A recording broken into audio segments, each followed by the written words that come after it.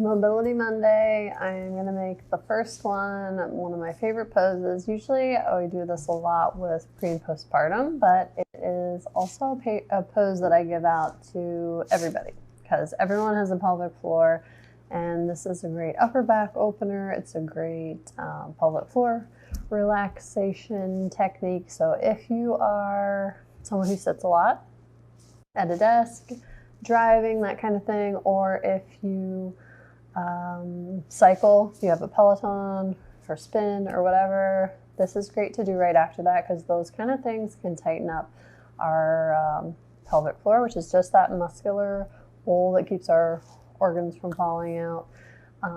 This is a great way to kind of counterbalance that and our work life. So first step to puppy pose is have your knees about hip width apart. So you can start on all fours. And then you're going to walk your arms out. So your hips stay in line with your knees. So you're not letting the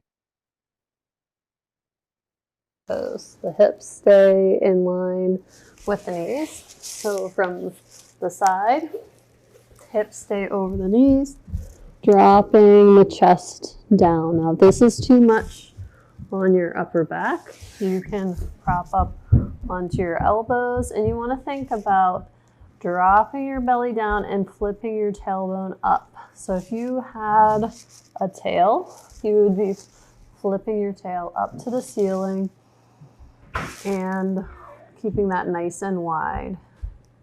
So if you're going to come all the way down, you can drop your head down, or you can bring your chin down to the floor. So from the front position, so that's just the classic way to do it. If you want to open up one side of the pelvic floor versus the other, you're simply going to shift your hips to one side, and you're going to feel that opening. So my hips are shifted to the right. That's opening up the inner thigh and the pelvic floor on the left side.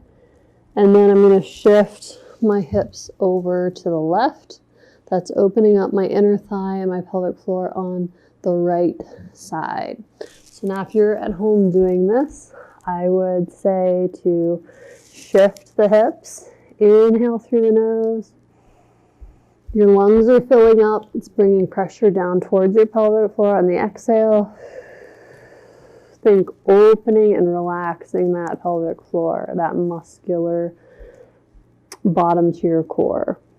Then shift the hips on the inhale to the left. And exhale, think of it widening and expanding.